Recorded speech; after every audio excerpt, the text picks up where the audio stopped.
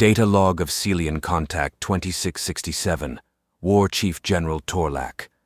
The forces surrounding the planet were engaged in a multitude of enemy encounters that ultimately ended in some form of a stalemate. However, now that most of the aerial were dug in within the cover of the numerous large ships, they began to rain fire in dug-in enemy locations and still operating anti-air emplacements. The attack was going well, and reports came in from some cargo ships that had just entered the system. Torlak received a hail from the leading ship of 3. Their presence still didn't sit right with him, but he did so for his people's economy. It was the only way that he felt would keep the Galactic Union at bay. "Ah, General," the pudgy Celian said, his face and body stretched and sagged from years of overindulgence. "Calorian Buma of the Porters Guild is here and ready to retrieve the merchandise, General." "I'm sending you some coordinates now." Torlak ordered one of the navigation specialists to deliver the location. These were in a location separate from the major defenses, so targeting them for subjugation was the more apt choice. "The cargo is made up mostly of young offspring and their matriarchal parent," he commented. "My, how gracious. We'll be on the ground shortly," the fattened pilot said before cutting his transmission. The haul would be light as he didn't have access to the bunkers in the city, but saw that the fighters and supporting corvettes and frigates were quickly making work of the defense, allowing a plethora of ground troops to flood the city streets. The defense there was the heaviest, and with their depleting defense grid, troop advancement went nearly unmatched. Well, these beings certainly know their way around ground combat. They're on par, or just above average compared to our infantry forces, Torlak thought to himself. In any engagement where forces were of equal number, the enemy would almost always come out on top, utilizing odd tactics unknown to him.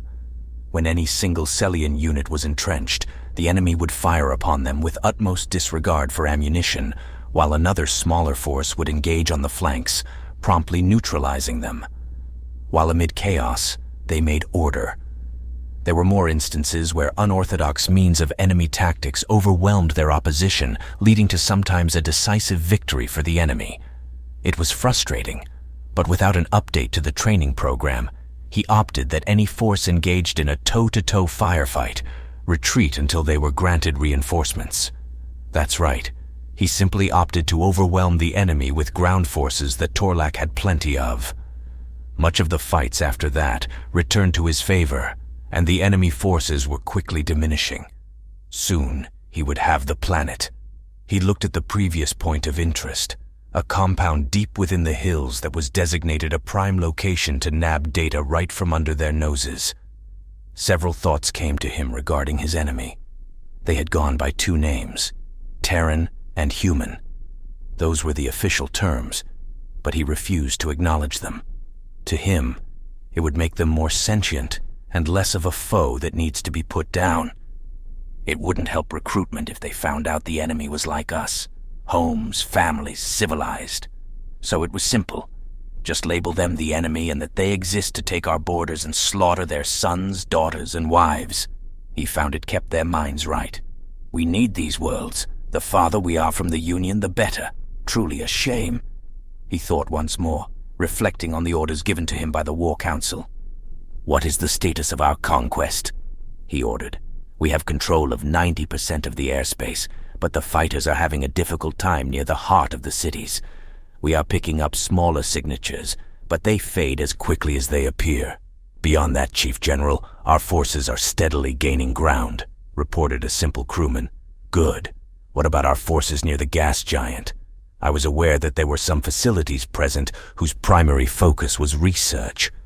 Their signals are clear, but the stations are heavily defended with long-ranged anti-ship capabilities. They are, however, also steadily improving their ground. They are nearing complete control of one of the stations." "That is pleasant to hear. There will be many accolades to go around once we return home," Torlak said in triumph. The crewman beside him voiced his growing concern, as his original understanding was that they were going straight to their homeworld. "There is much we do not know of the enemy. What we have seen today is a rough display of what looks to be conscripted forces. Look here." He tapped a button on his command podium, and an image appeared in the center of the bridge. It was an image of several of the enemy together. They are non-uniform and wear bits and pieces of what I can only speculate to be from a complete set. Their gear is worn and battered, and so are many of their weapons. He directed attention to what seemed to be a leader. He wore a helmet whose design was nothing but foreign.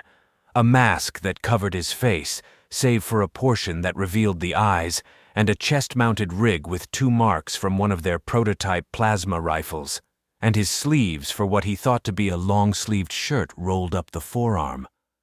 "What purpose does it serve to wear such light clothing in combat?" Torlak mentioned, bringing up another photo of their ground unit for a side-by-side comparison. "Look, it makes sense for the infantry to be covered head to toe when in combat." The image was of a standard Celian soldier. He wore a thin brown-colored bodysuit with padding on the knees and elbows.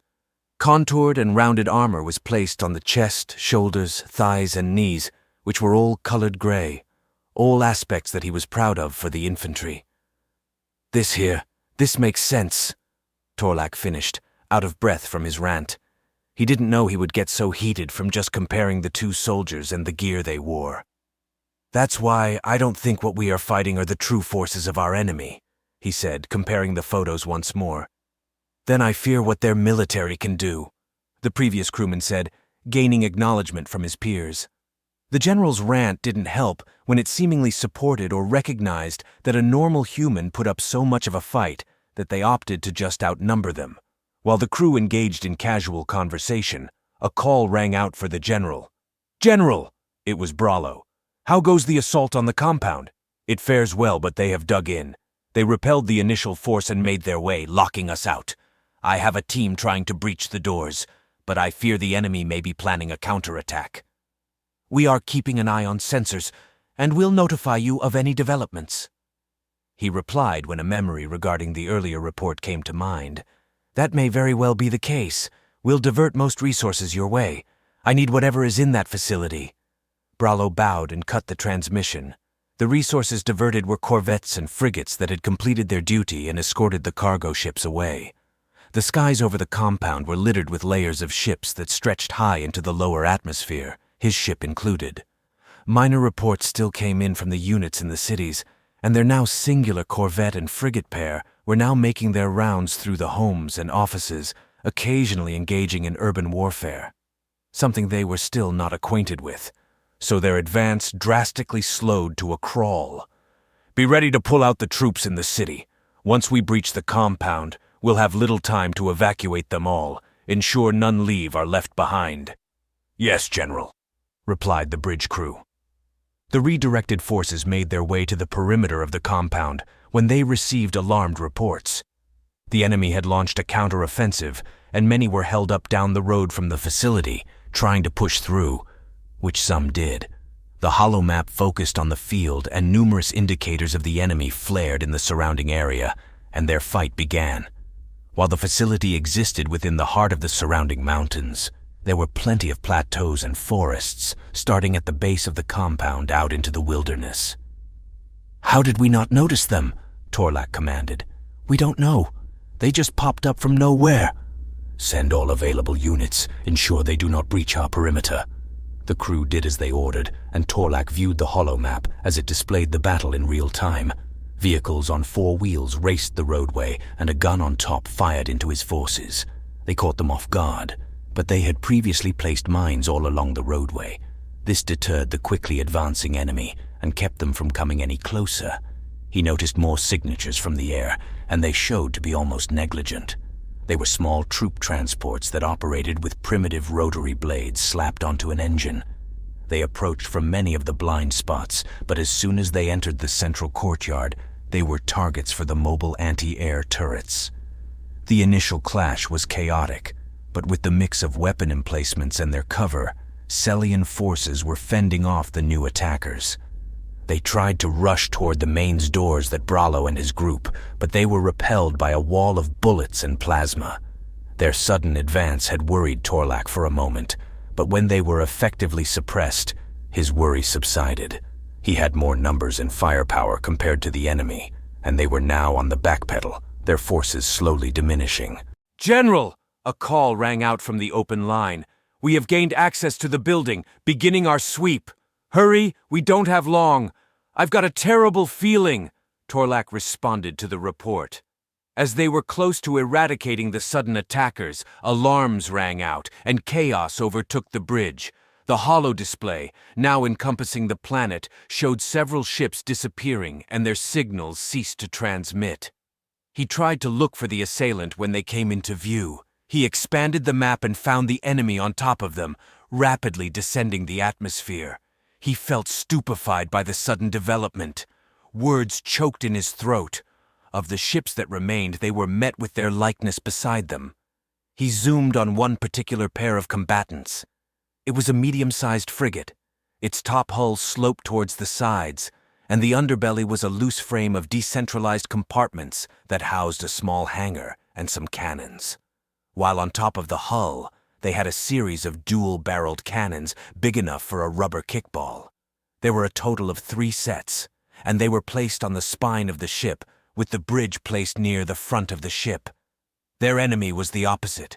The ship was black with white markings that had a rectangular frame for the bow of the ship, with rectangular compartments extending on the sides of the bow. Lined on them was a series of cannons, each cannon sporting 3 large barrels with a total of 5 turrets on the top and bottom portion of the outcrop. The rear, by the engines, housed an armored hull that was angled both on top and bottom of the engines, and each angled toward the other farthest edge. An insignia was placed on the most exposed portions of the hull. It was that of a wreath, a bird of prey, and a star. Near the bow, characters were painted on. It was scanned and promptly translated, TRSC Night of Dread. A night of dread? The translated words were given but not their meaning. They could mean anything, whether it was subtle or overt. Like the fear of night, he thought. But he shoved those thoughts aside and focused on the battle before him. The Celian ships prioritized the engines, but their shots bounced off with a large deflection, eventually falling toward the planet. It was then that the wealth of a total of 10 massive cannons fired that cracked the very air that surrounded them in a brilliant display of smoke and fire. The shots were bright, and from a distance, one's eye could easily track their intended destination, the entire broadside of a Celian frigate.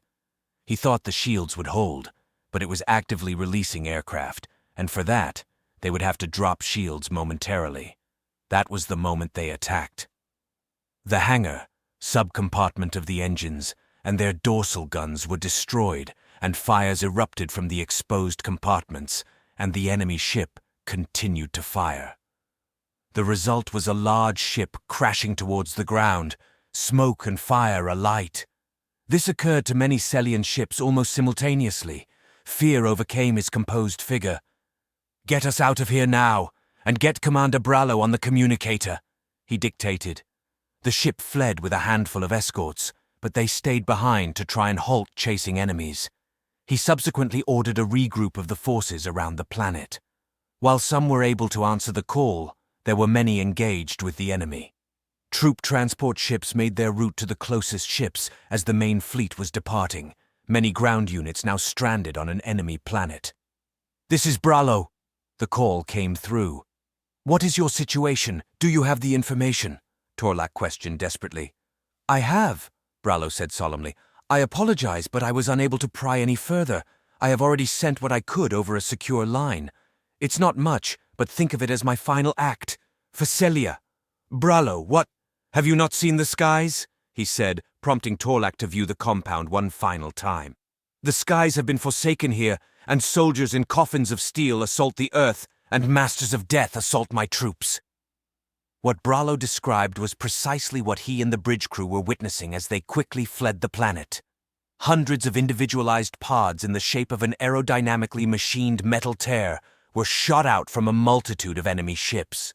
A trail of white smoke trailed the metal tears, and some would change direction, as if they were alive. When they reached a certain speed, he saw metal flaps extend from the singular craft, and their descent would decrease drastically. It would detach when they slowed, and among the frantic soldiers of Celia, they crashed into the earth, and soldiers embodying death assaulted them with lead and hate-filled violence. "This is Farewell. The visual and communication with Bralo vanished when the ship exited the planet, and the sequence to the intersystem gate was input into the ship's navigation computer. As soon as the engine was ready, the ship entered sublight speed toward their exit. When they arrived, Torlak inquired about the other ships in the system. No signal. The only ships still transmitting are the ones fighting on the planet, a solemn helmsman answered. Torlak retired to his seat in defeat. It was swift and meticulous, and what's worse, it was precise. As much despair it brought him, he had to give credit to the one who organized the assault. He recomposed himself and ordered the opening of the IS gate, and before they entered it, he received immediate notification from the comms specialist. Sir, we are receiving an audio message. Source unknown, most likely from the enemy. It has been translated into Celian Common. Shall fine-tuning play it? Those words shook him. How did they access our network? Do it. The audio was filled with static, and then it cleared with some fine-tuning by the communications specialist. I do not know who you are, or where you come from. You have assaulted innocent lives of descendants of Terra, killed them, made slaves of them. I know, but be warned. Your unprovoked attack will be met with hellfire and destruction. No one of your race shall be spared, because an attack on the innocent is an attack on all of us. You have been warned. There was a momentary pause that grew deafeningly silent. Perhaps you should have tried diplomacy. The message was said with a chill. Torlak readied what was left of his group and departed the system. The bright lights of the gate closed as the final ship entered. All that was left was the void. Incoming transmission. Xeno Slipspace Inquiry. To Vice ADM, Wolf, TRSC Sword of Reckoning. From CMDR Loretta, TRSC Will-O-the-Wisp. This is Commander Loretta of the Stealth Class Will-O-the-Wisp. As per your orders, we have identified what might be the Xeno threat's main form of FTL travel. During their exit from the system, a single ship generated a portal large enough for the group to pass through. Their entry point generates a different type of space and looks to be fixed for the system. Readings indicate a lingering presence of differential slipspace energy. More research needs to be done, and access to an enemy ship is greatly suggested. From the looks of their escape, their technology does not allow access to slipspace from just any way in the system. I suspect it to be a fixed portal entry. I say again, access to an enemy vessel is imperative. Respectfully, Commander Loretta, TRSC Will-O-the-Wisp. End of transmission.